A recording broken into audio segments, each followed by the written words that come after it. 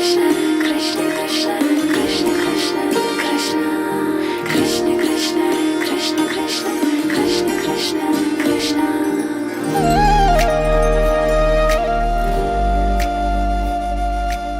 तुम्ही पण अजून काहीच एक्सरसाइज किंवा योगा किंवा वॉकचा प्लॅन केलाच नसेल तर लवकर बनवून घ्या, कारण 15 ते 20 मिनटं आपल्या महिन्यांसाठी विशेष नाहीत काढायला स्वतःसाठी. तर मी तर जाते बघा, पण आज माझा प्लॅन चुकला. सकाळी उठल्यावर 6 वाजलेले. मी म्हटलं मुलगा उठेल तेव्हा जाणार, कारण आज काळ्या चण्याची भाजी करायची होती आणि पुऱ्या करायच्या होत्या. मुलीला उशीर होणार म्हणून मी आज प्लॅन कॅन्सल केला, पण नंतर जाणार बघा. त्यासाठी मी आता सकाळी उठले, मस्त असं आपल्या स्किनला गरम पाणी अवॉइड करायचं, थंड पाण्याने धुते बघा. त्याने काय होते, स्किनवर रिंकल पडत नाही आणि सुरकुती पण पडत नाही. स्किन मस्त टाईट पण असते आणि ग्लो पण करते. तर नमस्कार, श्री स्वामी समर्थ सगळ्यांना. मी ज्योती चौधरी स्वागत करते माझ्या नवीन ब्लॉगमध्ये. सगळ्यात आधी ओल्या रुमालने गॅसकट्टा साफ करून घेते. रात्री किती पण साफ केलं तर रात्रीला आपल्या नजरेसमोर कॉकरोच किंवा किटाणू आलेले असतात, म्हणून गॅसकट्ट्यावरती ओल्या रुमालने पुसून घ्यायचं बघा. तर भाजीसाठी हे काळे चणे मी रात्री छान असं भिजत घातलेले. कुकरला लावताना एक सोपी टीप लक्षात ठेवायची बघा. चणे बुडतील त्यावर एक साधारण पोट बुडेल असं पाणी ठेवायचं. गॅस मोठा करून कुकरची एक शिट्टी काढून घ्यायची. मग नंतर गॅस 5-7 मिनटं असं बारीक ठेवायचं. 5-6 मिनटं 4-5 शिट्ट्या अजून देऊन द्यायचं बघा. मग नंतर आपले चणे मस्त मऊ अजून छान शिजतात. आणि जे असं थोडं पाणी एक्स्ट्रा ठेवतो ना आपण, ते पाणी सूपला नंतर सूप पिण्यासाठी छान असते बघा, सूपसारखं. कारण सर्दी झाले किंवा गळ्यात खरखर राहिले तर मग हे सूप प्यायला एकदम मस्त आहे. तर त्या काळ्या चण्यांमध्ये मी थोडं 1 फिंगर बुडेल असं पाणी टाकलं आहे जास्त, आणि थोडंसं नमक, हळद आणि थोडीशी मिरच पावडर असं टाकून आधीच दिलं आहे बघा. तर आता हे मोठी एक शिट्टी देणार मोठा गॅस ठेवून, आणि मग नंतर गॅस स्लो करणार बघा. मग नंतर 3-4 शिट्ट्या अजून एक्स्ट्रा देऊन देणार. तोवर मी इथं छान असं पुऱ्यांचं पीठ मळते. आता पुऱ्यांचं पीठ एकदम मस्त असं मळलं ना तर पुरी पण छान बनते बघा आणि तेल पकडत नाही. त्यासाठी मी गव्हाचं पीठ घेतलं. इथं 2 चम्मच असं रवा घालणार बघा. थोडंसं चवीपुरतं मीठ घालणार, थोडीशी साखर. असं हळद नाही घालत मी, हळद गावाकडे घालतात पण हळद काही घालत नाही मी याच्यात. तर आता थोडंसं नमक घालणार आणि थोडीशी तेल घालणार याच्यात, आणि घट्ट मळायचं. एकदम मस्त अशी पुरी कुरकुरीत होते.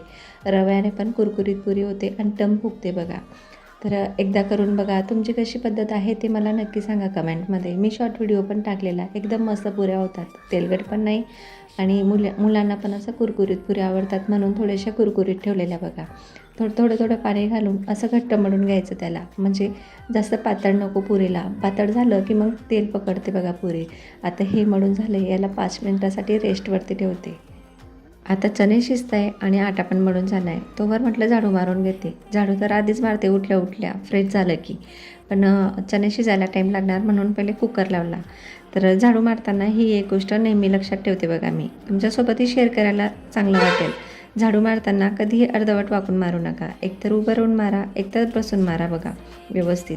आपण अर्धवट वाकून झाडू मारला ना, पुढे जाऊन आपल्या पाठीला कमरेला खूप त्रास होतो. त्यामुळे आरोग्यासाठी ही गोष्ट चांगली नाही. ही एक महत्त्वाची टीप आहे, लक्षात ठेवा बघा. झाडू मारून झाला आहे माझा. आता हे उंबरठ्यावरती रांगोळी घातलेली, ती झाडूने काढायला मला काही योग्य वाटत नाही. मी मग बोटाने सरकून देते. जेव्हा दीदी येईल बाहेर झाडू मारायला, तेव्हा ती रांगोळी आता नंतर साफ करून घेईल बघा. म्हणून मी उंबरठ्यापर्यंत छान असं झाडू मारून घेतलं आहे आणि उंबरठ्याची रांगोळी बोटाने काढून घेतली बघा व्यवस्थित. आता बाहेर तर छान उजेड पडलेलं. इथं वॉक करायला थोडं 5-10 मिनटं पण गेलं तरी फ्रेश वाटते बघा. खालीच एक छान ग्राउंड आहे. आज तर काही पाऊसच नव्हता, पण योगाला आणि वॉकला टाईम नव्हता. तर म्हटलं आता डबा बनवून घेते, नंतर योगा नाही तर वॉक दोघांपैकी एक होते मग. तर त्यासाठी आता किचनमध्ये आले. चणे तर छान शिजलेले, 4-5 शिट्ट्या झालेल्या बघा कुकरच्या. तर आता म्हटलं फोडणी देऊन देते भाजीला. तर फोडणीसाठी मी मग इथं लसूण, अद्रक आणि हिरवी मिरचीचा ठेचा करून घेतला आहे. ठेचा केलेला एकदम भाजीला टेस्ट छान येते म्हणून. बारीक नाही करायचा मिक्सरमध्ये, असा ठेचा करून बघा, भाजी एकदम छान लागते बघा. तर आता एका वाटीत बेसिक मसाले घेतलेत. यांना मी आता पाण्यात थोड्या वेळासाठी मिक्स करून ठेवते. तर फुलून येतात बघा आणि आपले मसाले असे जळत नाहीत तेलामध्ये मग. तर त्यासाठी मी थोडीशी हळद, कांदा लसूण मसाला, काश्मीरी मिरच पावडर, थोडीशी जिरा पावडर नव्हती म्हणून जिरा मी फोडणीत घातलेला, धणे पूड पावडर घातले 1 चम्मच आणि कस्तुरी मेथी. हे आता पाण्यात मिक्स करून ठेवते 2-3 मिनटासाठी. तोवर मी कुकर उघडून बघते चणे छान शिजलेत का नाहीत. आता चणे जे आहेत ना, ते चणे थोडेसे भिजायला पण त्रास देतात आणि शिजायला पण. तर त्याच्यासाठी थोडेसे अजून मी याला लावून दिले. 5-6 शिट्ट्या दिलेल्या. थोडेसे वाटले मला, तर मी अजून गॅसवरती कुकर ठेवून दिला आहे बघा. तर एका कढईत छान असं तेल घातलं आहे आणि हिरवी मिरची, अद्रक, लसूणचा ठेचा घातला आहे, जेणेकरून याचा कच्चेपणा निघून जाईल. आता ठेचा तर परतला आहे. यामध्ये आपण मिक्सरमध्ये जे बारीक केलेली पेस्ट होती कांद्याची ती घालते. याला छान असं तेल सुटेपर्यंत सोनेरी हलका करत येतोय तोपर्यंत परतून घेतलं आहे. कांदा छान ब्राऊन झाला की टमाटरची पेस्ट घालते बघा. टोमॅटो घातल्याने भाजीला मस्त आंबट गोड छान दाटसर चव येते बघा. कांदा टोमॅटो शिजल्यावर ना आपण जे आपले रोजचे बेसिक मसाले होते पाण्यात मिक्स केलेले ते यात घालूया. पाण्यात भिजल्यामुळे हे मसाले जळत पण नाही आणि ग्रेव्हीला छान अशी तरी पण येते. हा मसाला आता 5 मिनटं एकदम मंद आचेवर शिजू देते तेल सोडेपर्यंत. तेल तर छान सुटलेलं. यात आपण उकडलेल्या चण्यांमध्ये अगदी थोडेसे चणे घालणार आहोत बघा. हे चमच्याने एकदम थोडेसे क्रश करून घ्यायचे, म्हणजे यामुळे भाजीला एकदम रस्सा हॉटेलसारखा दाट होतो बघा. कोणी कोणी मिक्सरमधनं बारीक करते, त्याला टेस्ट एवढी लागत नाही, पण असं बारीक क्रश करून टाकलं तर एकदम मस्त घट्टपणा पण होतो आणि टेस्टी पण लागतात बघा. आता हे चणे तर छान असं क्रश झालेले. याच्यात राहिलेले चणे टाकून देते. नंतर मग थोडंसं सूप राहते बघा, ते मुलांना प्यायला देते. म्हणजे थोडीशी सर्दी वगैरे राहिली, गळा खराब राहिला तर हे गरम गरम प्यायला छान लागते आणि याच्याने सर्दी पण जाते. म्हणून मी थोडंसं का असे ना मुलांना देते बघा चणे घालून सूप प्यायला. तर छान असं भाजी पण झालेली. आता वरनं थोडीशी नमक आणि कोथिंबीर घालायची. टेस्टी लागते बघा. अशा पद्धतीने करून बघा.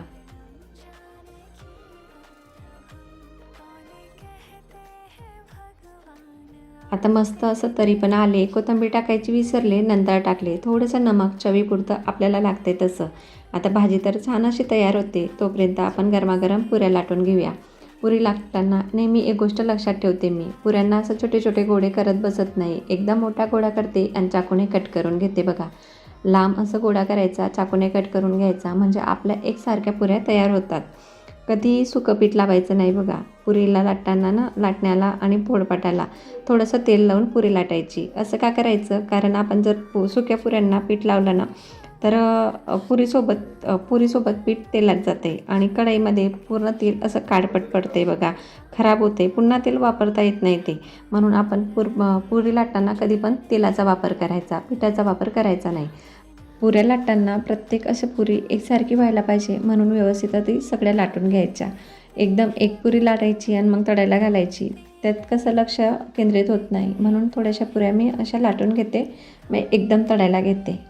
प्रत्येकाची वेगवेगळी पद्धत असते. माझी ही अशी पद्धत आहे. तुमची कशी आहे मला नक्की कमेंट करून सांगू शकता. तेल पण छान असं गरम झालं आहे. आता पुऱ्या पण तळून घेऊया. आणि हो, माझ्या खुशीला ना मस्त क्रंची छान गोल्डन ब्राऊन कडक पुऱ्या आवडतात, म्हणून मी तिच्यासाठी पुऱ्या थोड्या जास्त वेळ तळून घेणार बघा तेलामध्ये छान असं थोडा वेळ पुरी थोड्या टायमासाठी जास्त तळून घेतली क्रंची आणि मस्त गोल्डन कलर येतो बघा पुरीला.